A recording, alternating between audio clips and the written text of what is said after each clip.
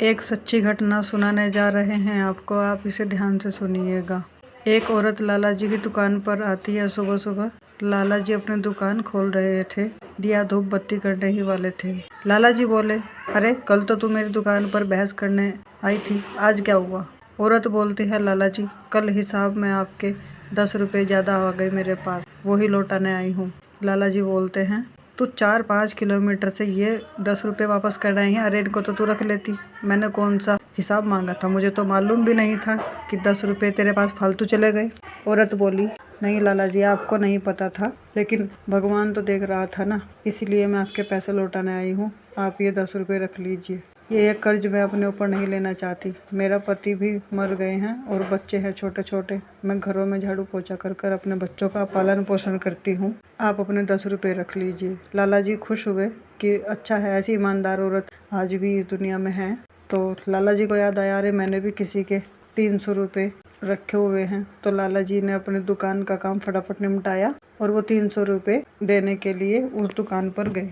उस व्यक्ति को बोले, अपने 300 रुपये ले लो भाई, बहुत दिनों से मेरे पास थे, काम की व्यवस्था के कारण मैं आ नहीं पाया।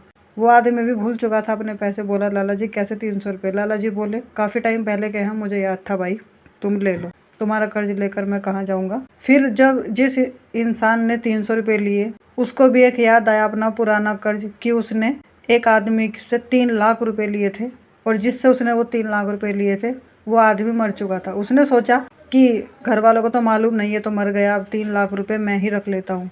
लेकिन फिर उसको भी दया आई। उसने सोचा कि जब 300 रुपये लाला जी दे के चले गए, मैंने भी किसी के 3 लाख रुपए रखे हैं। उसने हिसाब लगाया, ब्याज लगाकर वो 13 लाख हो चुके थे। वो इंसान बैंक में से जाता है, 3 लाख रुपए की जगह 13 लाख रुपए निकाल कर लेकर आता है और उस औरत के घर चला जाता है जिसका पति मरा था। वो दरवाज़ा खटखटाता है, औरत बोलती है, जी कहिए आप कौन? मैंने आपको नहीं पहचाना।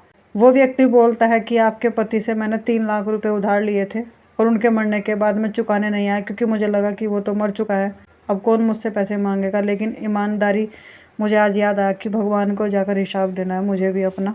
तो आप ये 13 लाख रुपये पकड़िए और मेरा कर्ज आज पूरा हुआ। और अब आपको जानकर बड़ी हैरानी होगी कि ये वही औरत थी जो 10 रुपये देने के लिए लाला जी की दुकान पर गई थी। इसीलिए कहते हैं कि भगवान कभी भी किसी के साथ अन्याय नहीं करता। अगर हम किसी का पैसा लौटाएंगे तो भगवान हमारा पैसा ज़रूर लौटाते हैं किसी न किसी रूप में। कभी किसी का पैसा ना मारे। आपने भी अगर कभी किसी से कर्ज लिया है और आप लेकर भूल गए हैं या आप देना नहीं चाहते, तो प्लीज़ आप भी सबका कर्ज उतार दीजिए, वरना ये कर्ज हमें अगले जन्म में चुकाना ही पड़ता है। जय जय श्री राधे।